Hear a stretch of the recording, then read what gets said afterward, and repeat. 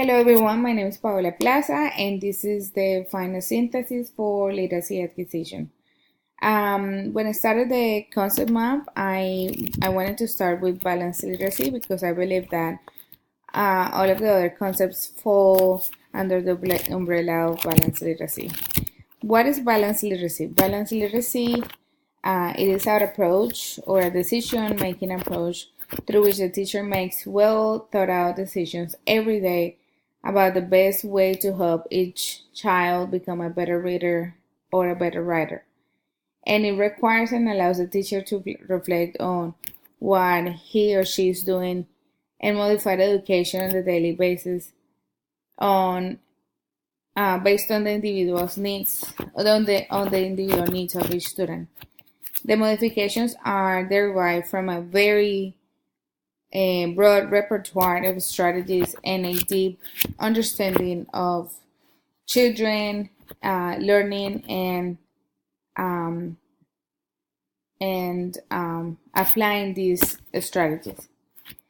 So under balanced literacy for writing, for the terms of interactive writing, shared writing, independent writing. Interactive writing is a strategy where the teacher and the student collaborate with each other to compose and write a text. In shared writing is a strategy for teaching and learning to write, through which the teacher and the student share the task of writing. And independent writing is where the student uses this strategy to write by himself, and this means that the student is producing his own piece or her own piece, and at the same time is applying the strategies or the skills that he have learned during the time spent with the teacher during the shared or the interactive writing. The writing components or writing workshop components, I believe, fall under shared writing, because this is the time where teachers are helping students to develop skills on writing. So I'm going to start with the mini lesson or the introduction. So writing mini lessons, as the name says that, are short lessons with a very specific objective in mind. And when students start writing, teachers should provide tools and examples to help the student focus their writing on whatever the objective is. The objective can be organization, developing ideas, developing a voice, word choice, sentence fluency, conventions. In the mini lesson, it's pretty much to help the student improve the quality of the piece the student is writing. So when we talk about writing time, this is the time when students begin writing independently, and this is the time for them to put those skills and strategies into practice. Then we talk about sharing time, and to me, when we talk about sharing time, we talk about conferences with the teacher, and conferences target the specific writing needs of each student. Together, they will review a piece of writing and target specific elements, skills, or strategies that present a weakness for that particular student. So in other words, here in the conferences, the teacher is trying to notice, okay, what are the weaknesses of this student, of what it needs to be improved on that piece, and then with the conferences, the teacher is advising, can be one-on-one in a small group, the students or the student on that particular skill or strategy that it needs to be approached. When we talk about writing process, the writing process stages, we can put this under the umbrella of the independent writing, because this is a time where the student itself is starting the process of writing. So when we talk about the process of writing, I say that it is a progression of the stages a writer has to go through to create a product. So it is from the conception to birth. So for example, when we talk about rehearsing or pre-writing, the student here is choosing a topic and is choosing what is that he wants to or needs to write about. If it's an opinion piece, or if it's a narrative piece or an expository text, that student has to choose, okay, what is that he needs to or she needs to write about, and then we move on into drafting. When we talk about the writing process, we can say that it is the way the writer tries out ideas, plays with those ideas, reshape and reorder them, start over, cut and paste, add details, or kind of tinker with the piece. So when we talk about drafting, we can say that is the first time the student is putting his or her thoughts into writing or into a piece of paper. So then we talk about revising. And revising is pretty much when the student adds details or move things around or cut chunks of the writing piece is being doing, or he rewards phrases.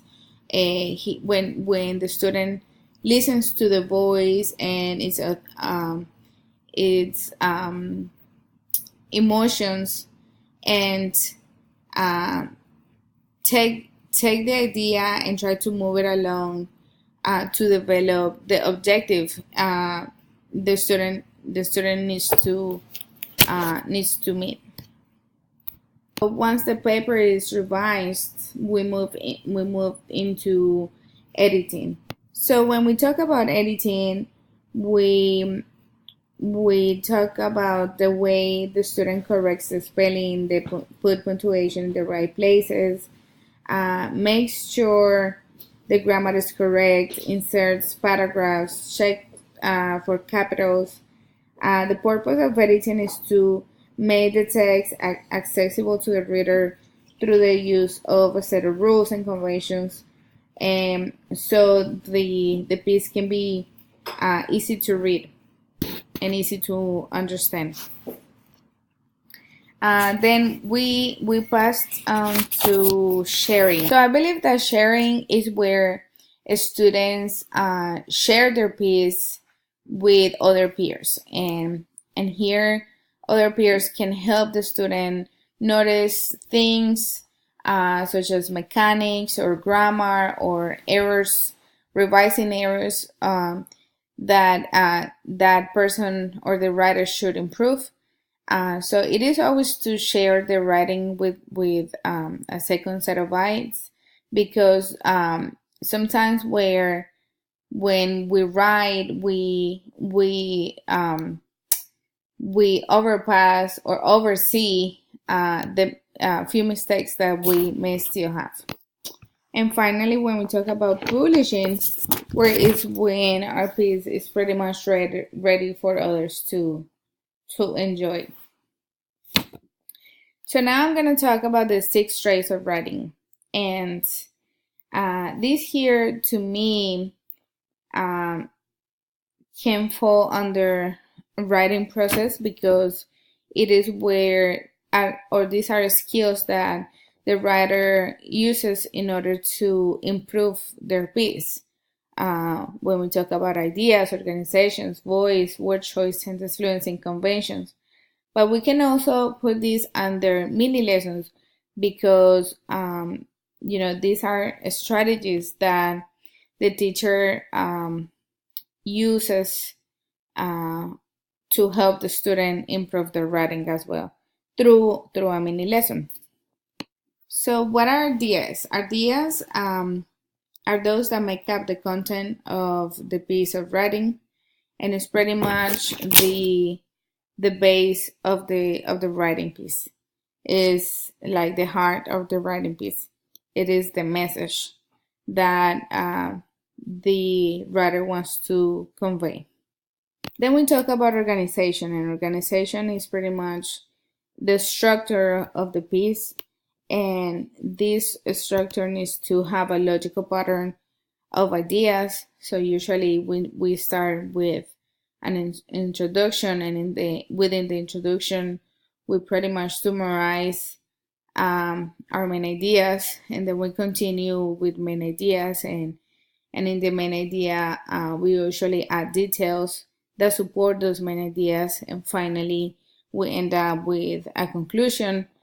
That conclusion closes, that big piece, and also kind of summarizes what the writer tried to talk about. The voice here is something very special, and it is unique because it is what shows the style of writing of that writer in specific. The voice is kind of like the soul of the writing piece, and is what makes the writer's style singular. In the voice we talk about feelings, convictions, or thoughts, depending on the writing piece that the author is trying to write about. Then we talk about word choice, and word choice includes the use of rich, colorful, precise language that moves and that makes the writing a more inviting and interesting piece. When we talk about sentence fluency, we talk about the flow of the language, the sound of word patterns, or the way the writing plays to the eye and to the ear of their readers.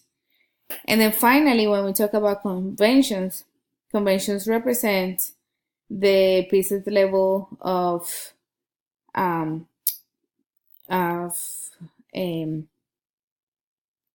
good grammar, of good mechanics, of precision. Yes. So this is all for the final synthesis. Thank you so much for watching.